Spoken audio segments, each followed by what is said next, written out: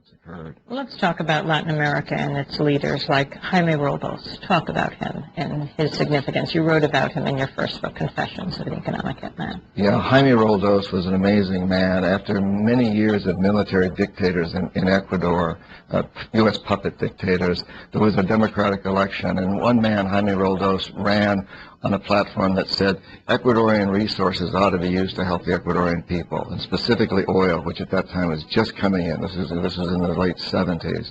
And I was sent to Ecuador, and I was also sent at the same time to Panama to work with Omar Torrijos to bring these men around, to corrupt them basically, to change their minds. They'd, you know, in the case of Jaime Roldos, he won the election by a landslide, and now he'd started to put into action his policy, his promises, and was going to tax the oil companies if they weren't willing to give much more of their profits back to the Ecuadorian people.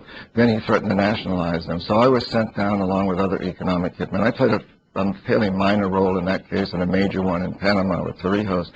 But we were sent into these countries to get these men to change their policies, to go against their own campaign promises. And basically what you do is you tell them, look, you know, if you play our game, I can make you and your family very wealthy. I can make sure that you get very rich. If you don't play our game, if you follow your campaign promises, you may go the way of Allende in Chile, or Arbenz in Guatemala, or Lumumba in the Congo.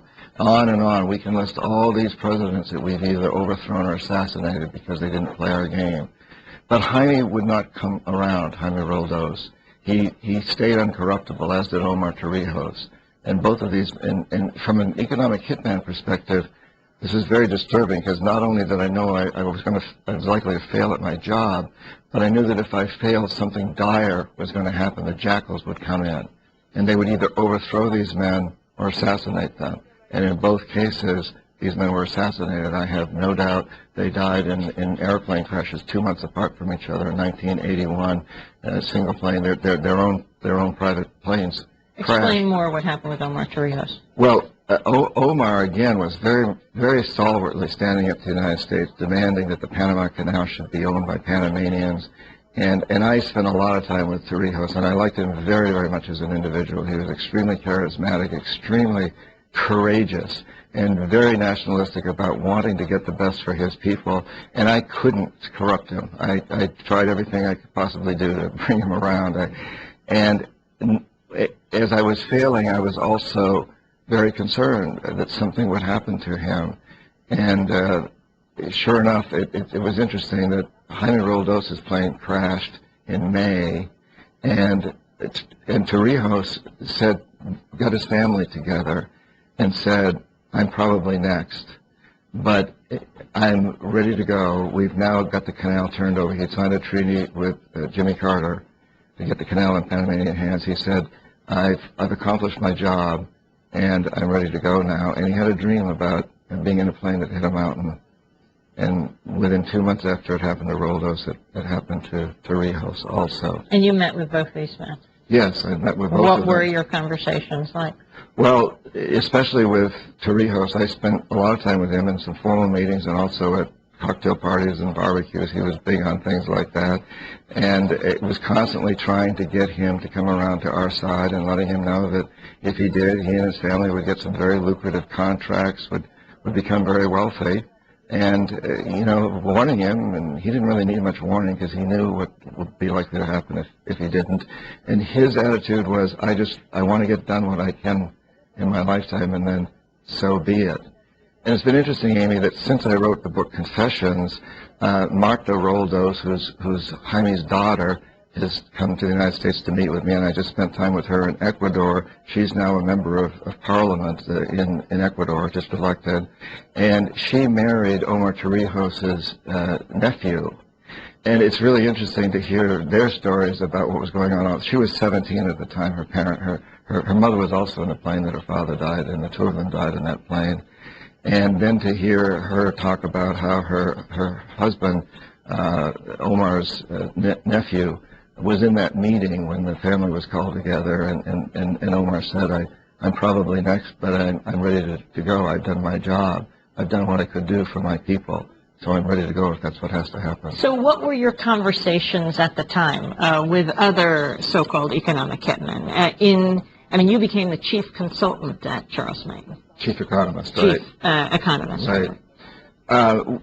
Well, you know, when I was with other people, that we could be sitting at a table, say in the Hotel Panama, knowing that we're both here to win these guys over, but we also had our official jobs, which were to do studies on the economy to show how if the country accepted the loan, it was going to improve its gross national product.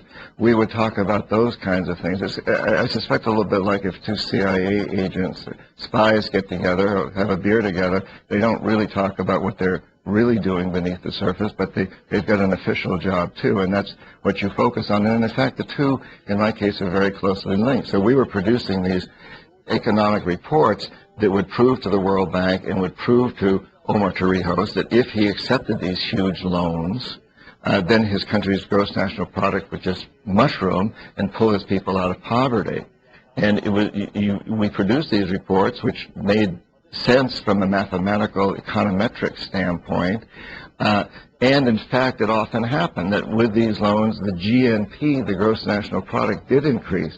But what also was true, and what Omar knew, and Jaime Roldos knew, and I was coming to know very strongly, was that even if the general economy increased, the poor people with these loans would get poorer.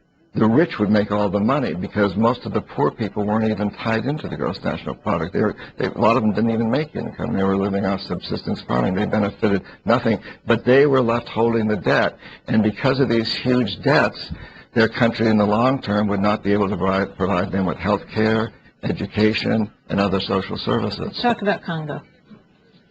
Oh boy, the whole story of Africa and the Congo is such a devastating and sad one, and it's the hidden story, really. We in the United States don't even talk about Africa. We don't think about Africa. You know, Congo has something called coltan, which probably most of your listeners may not have even heard of, but every cell phone and laptop computer has coltan in it. And several million people in the last few years in the Congo have been killed over coltan because you and I and all of us in the G8 countries demand low, or at least we want to see our computers inexpensive and our cell phones inexpensive. And of course the companies that make these sell them on that basis, that, oh, here, mine's $200 less than the other company. But in order to do that, these people in the Congo are being enslaved. The miners, the people mining coltan, they're being killed. There's these vast wars going on to provide us with cheap coltan. And I have to say, you know, if we want to live in a safe world, we must be willing, in fact, we must demand that we pay higher prices for things like laptop computers and cell phones, and that a good share of that money go back to the people who are mining the coltan. And that's true of oil. It's true of so many resources that we are not paying the true cost.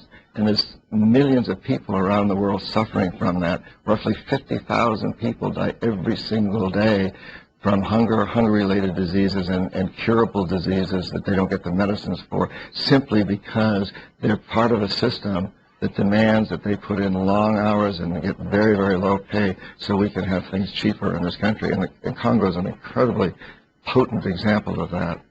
You talk about the so-called defeats in Vietnam and Iraq and what they mean for corporations. Yeah, well, you and I look at them as defeats, perhaps, and certainly anybody who lost a child or a sibling or a spouse in these countries look at them as disasters, as defeats. But the corporations made a huge amount of money off Vietnam, the military industry, the huge corporations, the construction companies, and of course they're doing it in a very, very big way in Iraq. So the corporatocracy, the people that are insisting that our young men and women continue to go to Iraq and fight, they're making a tremendous amount of money. These are not failures to them. They're successes from a very strong economic standpoint. And I know that sounds cynical. I am cynical about these things. I've been there. I've seen it. And, you know, we must learn not to put up with that anymore, all of us. You were talking to John Perkins, his book.